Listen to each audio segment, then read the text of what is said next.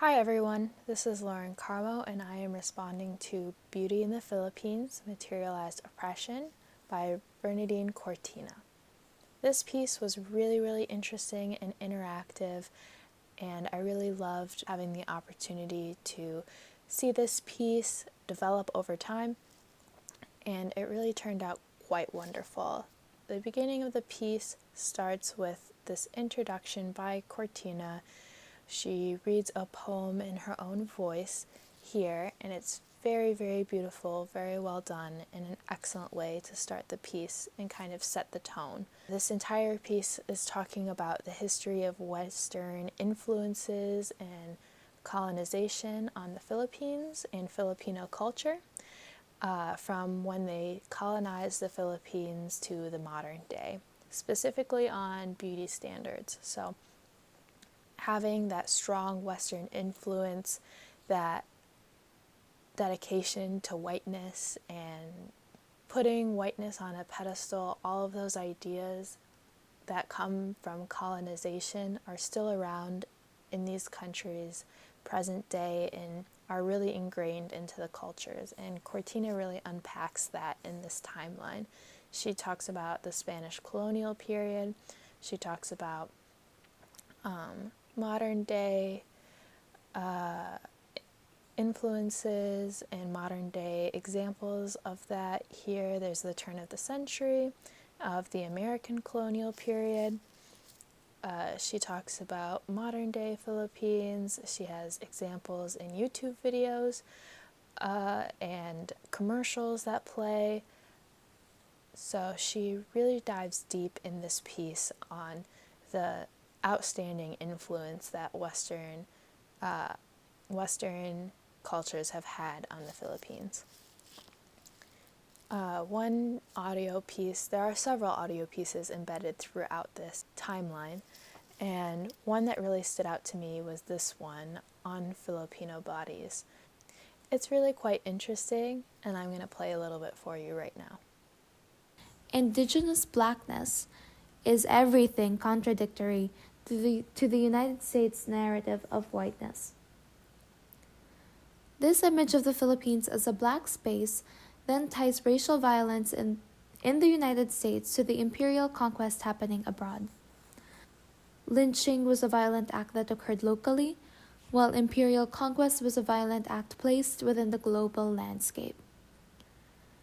Balchay also powerfully contends that popular discourses on Filipino savagery, the rise of lynchings in the South, and the emergence of a U.S. imperial policy in the Pacific are the historical milieu of the term Filipino. I focus primarily on one of her main points, that after 1898, Filipinos are racialized as savage black bodies, an image that would have remarkable staying power.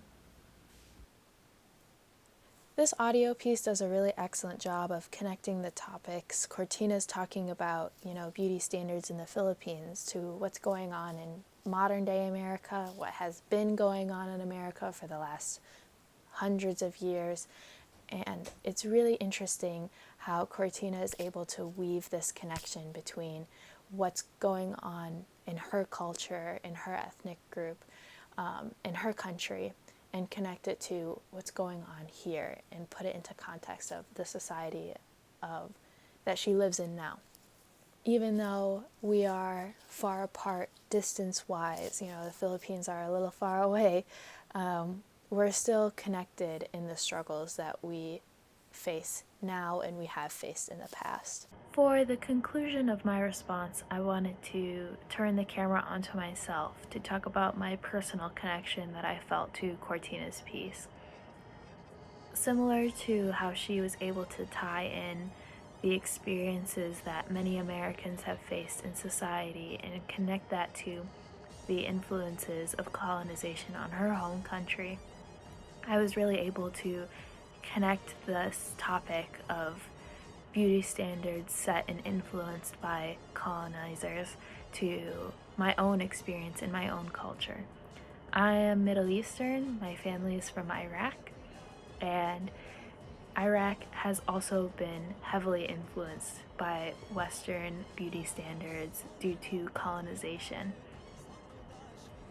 While we did not have the same colonizers, the Philippines were colonized by the Spanish, and the Middle East was mostly colonized by the French and the British. We do share a lot of the same struggles to feel at home in our bodies and feel like our bodies are beautiful. A lot of Middle Easterners, a lot of Iraqi women feel like they need to be lighter. They have to have the lightest skin to be seen as beautiful. They have to have no hair, need to wax and shave and constantly maintain our bodies to look the way white people naturally look, and go so far as to get nose jobs and other cosmetic surgeries to get rid of our traditional cultural Middle Eastern features to appear more white. It's really difficult to go through this experience. You feel alone, like you are one of the only ones who are going through this really hard struggle of not being able to feel at home in your body.